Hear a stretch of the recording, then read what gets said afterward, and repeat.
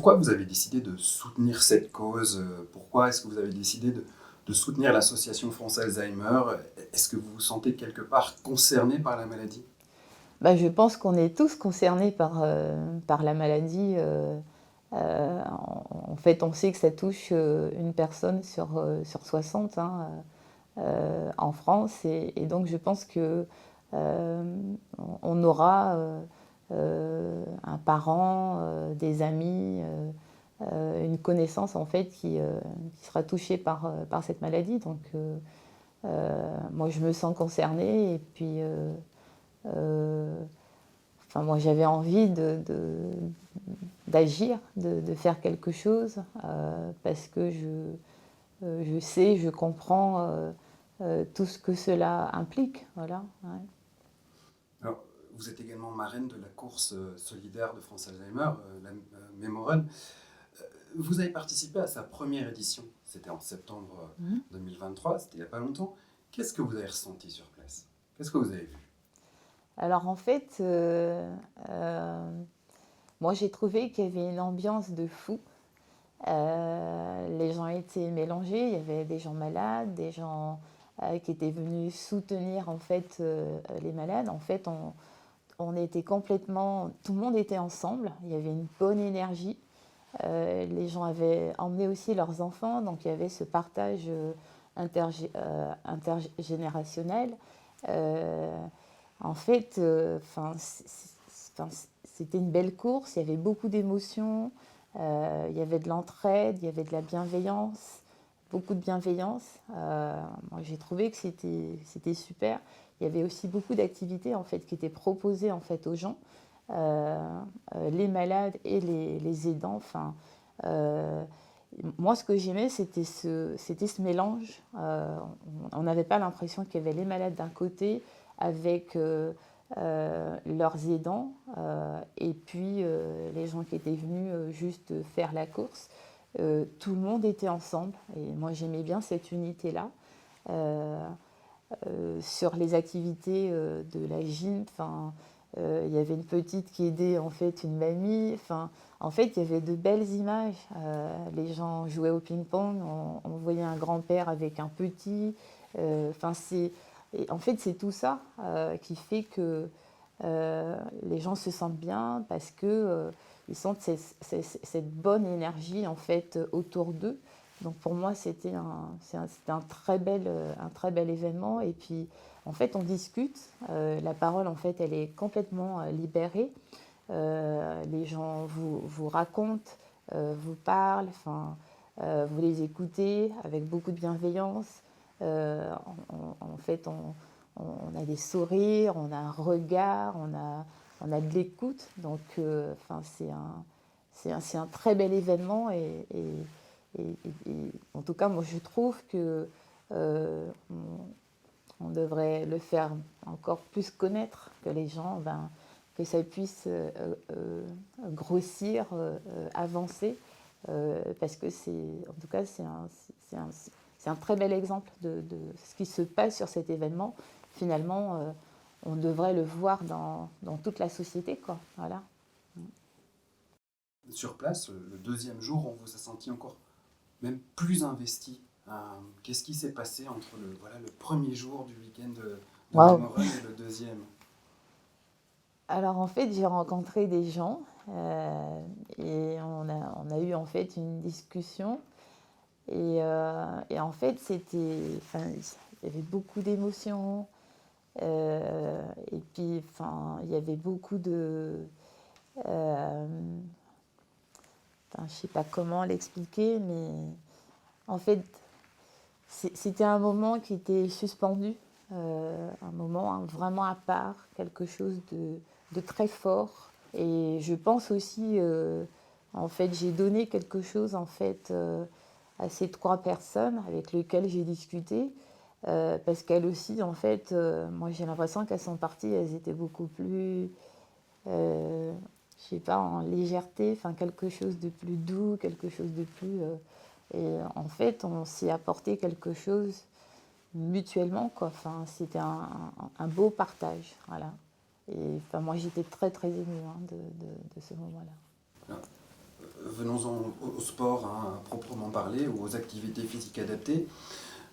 Voilà, France Alzheimer propose des activités physiques adaptées aux personnes malades et aux aidants. Ça peut être du ping-pong, ça peut être du tennis, de la gym douce, de la randonnée aussi, de la marche. Voilà, le sport, les activités physiques adaptées, c'est important pour la santé. Vous n'allez pas dire le contraire, la santé physique, la santé Oui. mentale. En fait, pour nous, c'est ce qu'on prône, hein, nous les sportifs de haut niveau, en fait, encore plus aujourd'hui. On fait vraiment passer le message aux gens, enfin, toutes les tranches d'âge. On leur dit faites du sport. Et pour ceux enfin, à qui le mot sport fait peur, on parle d'activité physique. On leur dit faites de la marche, allez nager, faites un peu de gym, descendez une station de métro avant, prenez les escaliers. En fait, on dit aux gens de bouger parce qu'on sait les bienfaits en fait que ça procure en fait aux gens. On sait que ça repousse vraiment certaines maladies. On sait que euh, les gens se sentent mieux, ils sont moins stressés. En fait, quand ils sont fatigués, ils ont de la bonne fatigue, ils réfléchissent mieux. En fait, il y a tellement de bienfaits, tout ce que ça peut emmener aux gens. Nous, on a envie, qu'ils embrassent cette manière de vivre parce que c'est une manière de vivre. Mettre du sport dans son quotidien, mettre de l'activité dans son quotidien, c'est une manière d'être.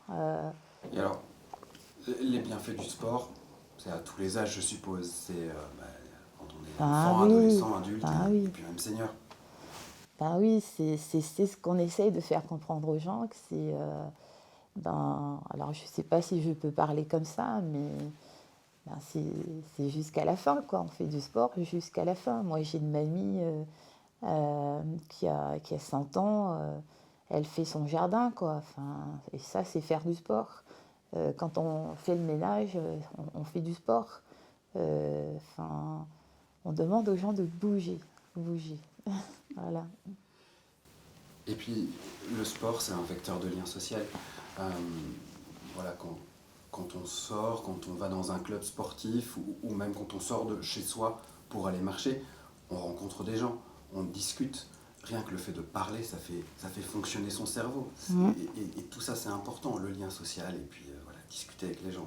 Mais justement, parce qu'effectivement, on dit aux gens de faire du sport, mais c'est tellement important. Il y a beaucoup de gens qui vivent seuls. C'est tellement important, justement, d'avoir cette démarche, de sortir de chez soi, d'arriver dans un lieu, de dire bonjour, de demander comment ça va, d'échanger deux, trois mots. Par la suite, on en échange trois, quatre. Ensuite, on se rapproche un peu plus. Après, on prend des discussions sur des choses un peu plus importantes. Et en fait, ça crée des liens. On se fait des amis, on a des connaissances.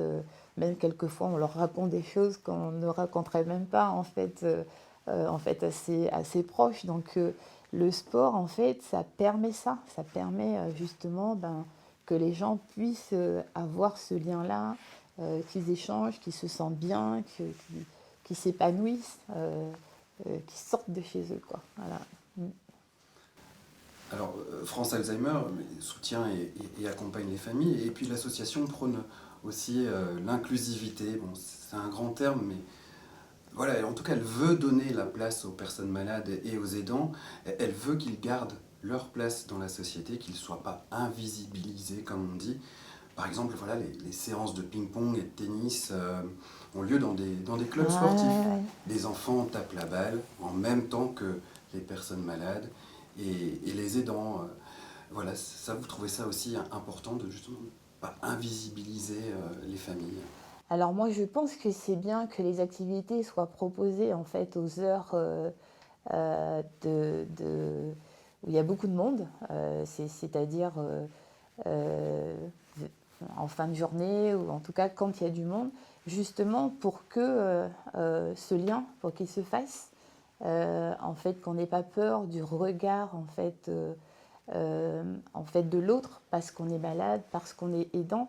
Au contraire, en fait, moi je pense que en fait ça va, le fait que ce soit en fait à ces horaires et que les gens se côtoient, partagent en fait ces activités ensemble, ça permet aussi en fait de réveiller pour certains de la bienveillance, qu'ils apprennent justement à regarder le malade avec de la bienveillance, en faisant attention à lui, en partageant en fait ces moments-là, ce qui fait que le malade en fait se sent moins seul, se sent moins isolé.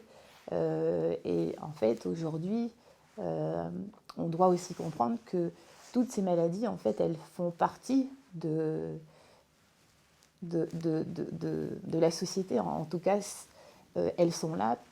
Aucun d'entre nous ne choisit d'être malade. Et c'est bien ça qu'il faut comprendre, c'est que aucun d'entre nous ne sort dehors pour aller s'acheter une maladie. Donc, elle arrive, elle est là, on doit faire avec. Et ce qu'on souhaite, c'est que ça ne soit pas une honte, en fait, que les gens comprennent ce qui se passe pour faire en sorte que tout le monde puisse vivre ensemble et que les gens qui sont malades puissent justement aller chercher cette énergie dont ils ont besoin, parce qu'il en faut de l'énergie pour avancer, pour se battre, qu'elle le trouve partout, où elle passe. Les gens qu'on va côtoyer, qu'on retrouve cette énergie pour nous permettre de se battre et d'avancer et quelquefois de guérir, même si on sait que aujourd'hui la maladie d'Alzheimer, en fait, on n'a pas encore trouvé de remède, mais pour mieux vivre, pour mieux vivre. Oui, vous avez raison, hein, les personnes malades, les aidants, les familles, personne n'a envie d'être mis à l'écart comme ça de la société, d'être mis au banc. Et puis, pour être soutenu, ces familles n'ont pas besoin de grand-chose, de quelques mots de gentillesse, de sourire, exactement.